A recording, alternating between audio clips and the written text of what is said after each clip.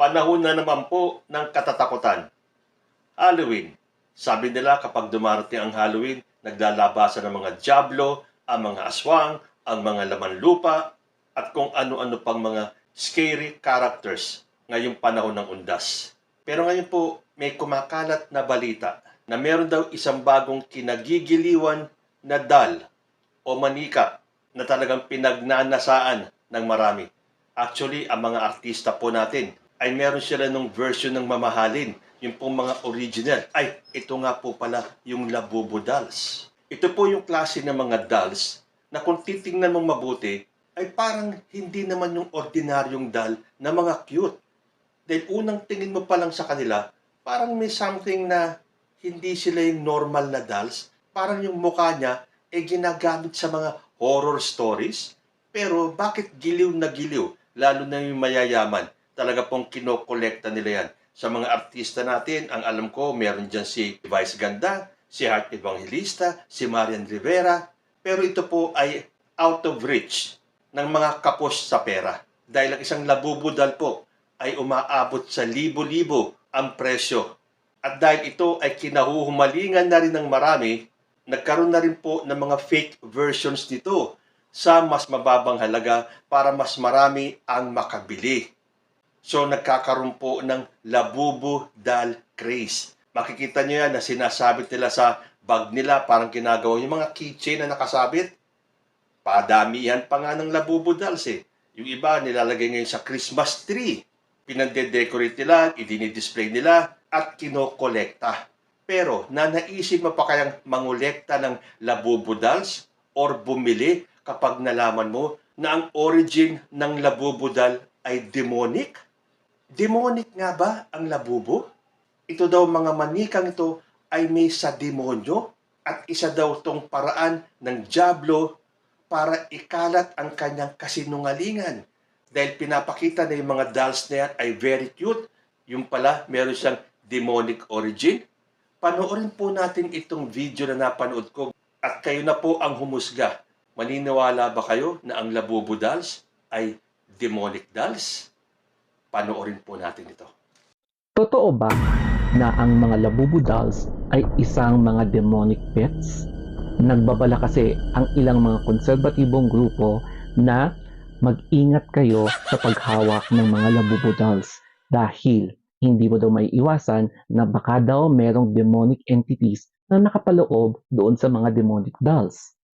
Kaya kapag meron ka daw Labubu dolls, mag-ingat ka daw kapag gabi at walang ilaw dahil baka ikaw daw ang susunod nilang biktima, lalong-lalo na kapag meron kang maririnig na growling sounds o kaya biglang kumikilos yung mga Labubu dolls yung mag-isa, lalo na kapag wala daw ilaw. O baka naman isang paninira lang ito ng isang grupo laban sa gumawa ng Labubu dolls as a way para sirain ang brand nito at ang produkto nito dahil sa competition doon sa marketplace. Alam kasi natin na sikat ngayon at trending ang Labubu dolls and halos lahat ng nakikita natin sa social media ay gustong bumili ng Labubu dolls. Kaya hindi natin maiwasan na may mga competitors na naiinggit sa company na gumawa ng Labubu dolls and gagawa talaga sila ng paraan para ibagsak ang Labubu dolls. Pero kung ikaw yung tatanungin, naniniwala ka ba na totoo nga ba na may kaakibat na demonic entity ang mga Labubu dolls at kapag nagkaroon ka daw nito ay pwede daw sumama ang demonic entity doon sa loob ng inyong bahay o loob ng apartment mo, mas lalo na daw sa loob ng kwarto mo. Kasi nga naman, kung ibibase mo yung itsura ng Labubu dolls ay para siyang primate na merong pangil or yung teeth niya ay sharp na katulad din dito na isang monster na furry din or katulad daw ng isang primate na merong silang similarity sa Labubu dolls. Kaya daw sinabi nila na may demonic entity na agad ang Labubu dolls. Sabi kasi ng mga konserbatibong grupo or competitor ng company, rumor has it, those who collect enough Labubus may find themselves visited by the real deal. And trust us, when Labubu shows up, it's hungry for souls. Each labubu you collect is a symbol of chaos, darkness, and the power of underworld. Keep collecting, and you might unknowingly summon something darker, a direct connection to Lucifer's den. If you're collecting labubu, you're not just building a cute collection, you're gathering the pets of the underworld. Every labubu you own brings you one step closer to owning a piece of hell itself. These mischievous little devils are just figurines or toys. They're known to be Lucifer's favorite companions, feeding on the souls of the damned. Pero mas matakot ka daw kapag medyo malakas yung entity na sumapi sa mga labubu dolls mo, kasi baka bagsik daw ito ng isang undin na katulad nito. And then, mas magiging babagsik daw sila sa madilim na parte ng kwarto mo or parte ng bahay nyo. For example, kapag gabi na and nakatulog ka and then hindi mo daw namamalayan na nung nilagay mo yung labubudal mo sa corner ng cabinet mo, tapos paggising mo, katabi mo na yung labubudals at mag-iiba daw ng anyo. Pero ano nga ba itong labubu na to at bakit siya patok na patok ngayon? Regardless kung magkano ang price nito, tsaka regardless kung ano yung size. So, ayon sa aking short na pagsasaliksik, so, Labubu is an elf character created by Hong Kong-born, Belgium-based artist Kasing Lang back in 2015 when he published the Monsters Story series or the Monsters na story series. The Monsters is a group of stories and characters inspired by European fairy tales and Nordic mythology. So, what is Labubu? Why Labubu is so famous? Unlike mainstream toys, Labubu is considered a designer's collectible, often produced in limited quantities, which contributes to its desirability. So, Labubu is a character from the Monsters collection. So, ito has a unique charm with its pointed ears, mischievous smile, and sharp teeth. So, ayon sa aking understanding, sa pagkakaintindi, binase talaga ito sa Nordic mythology, yung mga parang mythology din dito sa atin na may mga inanimate na beings na parang ginawa ng inspiration para gumawa ng isang character in a form of cartoons or animated na mga beings. Ako naman, ang unang tinignan ko, kasi curious ako, is yung itsura ng Labubu dolls. Kung ano nga ba itong mga Labubu dolls, bakit nagsisilabasan siya sa social media. And ang second na tinignan ko is kung magkano ba. Ayan, magkano ba ang per piece. So nakikita ko kasi per set yung iba, pero meron din ako nakita na per piece. So tinignan ko and ganyan pala siya yung price niya. Natawa na lang ako kasi medyo mabigat siya sa bulsa.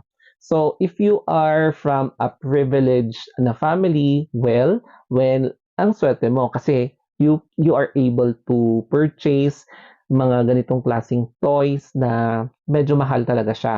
And come to think of it, it's not 4 digits it's 5 digits siya. So, makita nyo 20K, 40K, 60K. Medyo mapapalunok ka na lang talaga sa price. And yes, practically speaking, for me, na hindi ganun kalaki ang kinikita ko sa vlogging, I might siguro, hindi pa siguro sa ngayon. It's because medyo mabigat talaga siya sa bulsa. Kung ako yung tatanungin nyo, meron akong 2 pointers to say. Number 1 is, we have the freedom to believe whatever you think na makakapagbigay saya sa'yo. For as long as wala kang tinatapakang ibang tao or wala kang sinisiraang iba. Kasi lahat naman tayo may freedom to choose whatever we want, whatever we do. Basta ang importante, walang naagrabyan. Pasensya na kayo pero sinasabi ko sa inyo na wag niyong tatangkilikin ang laruang ito. Lalong-lalo na kung ikaw ay isang Kristiyano at galing sa Biblia ang pananampalataya mo. So bale, ito nga pala ang Labubu. Cute, no? So cute. Nakakainis. What's the next? Ang cute mo. Naku, nararamdaman ko na talaga. Sikat na sikat ito ngayon. At marami pong mga influencers, mga sikat na tao ang tumatangkilik ng laruang ito. Disclaimer lamang, una sa lahat, hindi ko po ginawa ang video na ito para yung mga taong influencer na nagtatangkilik ng laruang ito ay palabasin kong mga masasamang tao. Hindi po ganon.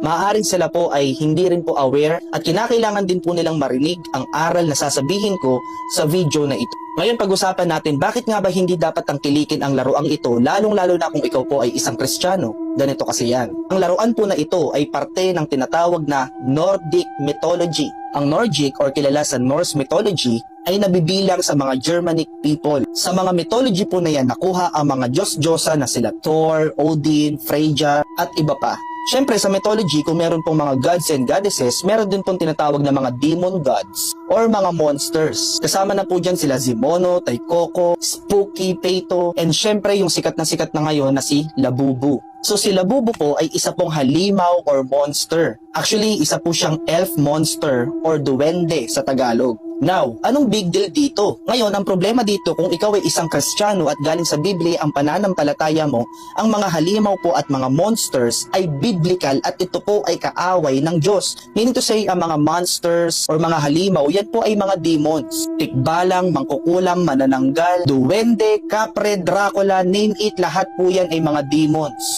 Job chapter 7 verse 12. O Diyos, bakit niyo po ako binabantayan? Isa ba akong dambuhalang halimaw sa dagat na dapat bantayan? Revelation chapter 11 verse 7. Pagkatapos nilang ipahayag ang mensahe ng Diyos, makikipaglaban sa kanila ang halimaw na galing sa kailaliman, tatalunin at papatayin sila ng halimaw.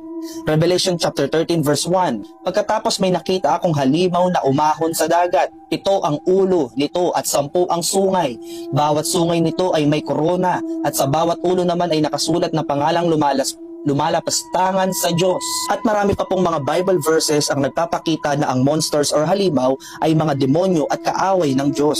Ngayon po, ang hindi po tama sa bagay na to about dito sa dal na ito na Labubu ay ginagawa pong cute, innocent ang itsura ng monster or halimaw o demonyo na tila baga parang inosente para tangkilikin ng mga tao. Ganito na ngayon ang ginagawa ni Satanas at ng mga demonyo. Pinagmumukha na nilang tama yung mali. Ginagawa na nilang cute yung mga halimaw at mga monsters. Demons are not cute. Nakakalungkot, pati mga bata tinatangkilik na din ito. Ito na po talaga ang expertise ni Satan, ang manlinlang at manloko, mandeceive. Sabi po ng John chapter 8 verse 44, ang diablo ang inyong ama at kung ano ang gusto niya, iyon ang ginagawa ninyo. Siya'y mamamatay tao mula pa sa simula at ayaw niya ng katotohanan dahil walang katotohanan sa kanya.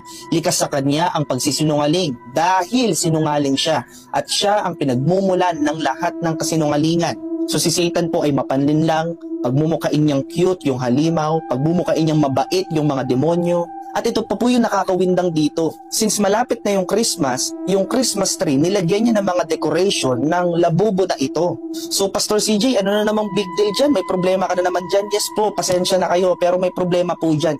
Imagine, kung yung Christmas po ay si Kristo ang sentro, bakit may monster dyan? Bakit may halimaw dyan? Bakit may demon dyan? So kung talagang si Jesus, kapanganakan ng ating Panginoon, ang pinagdiriwang natin sa araw ng Christmas, dapat hindi po natin nilalagay dyan ang Labubu na alam naman po natin ito po ay duwende or monster or demonyo. So sa lahat po na nakakapakinig dyan at tumatangkilik sa Labubu na dal, pagpasensyahan nyo na po ako kung nagmumukha po akong KJ para sa inyo. Pero ito po ay isang paalala lamang bilang isang batang pastor na nagsasabi po sa inyo na kung talagang kayo ay tunay na Kristiyano at galing sa Biblia ang pananampalataya nyo, hindi po natin dapat tinatangkilik ang dal or laruan na ito. So yun lamang, I hope na may natutunan po kayo sa video na ito. Shalom everyone, peace. Totoo nga kaya na ang origin ng Labubu dolls ay demonic? Nasa sa inyo po kung maniniwala kayo o hindi. Pero pabuti na rin po na tayo ay may alam. Mag-ingat-ingat na lang po at pakiramdaman ninyo kung may maririnig kayong kakaibang ingay o tunog pagsapit ng gabi. Hanggang dito na lang po muna tayo. Hanggang sa susunod na mga issues, maraming salamat po.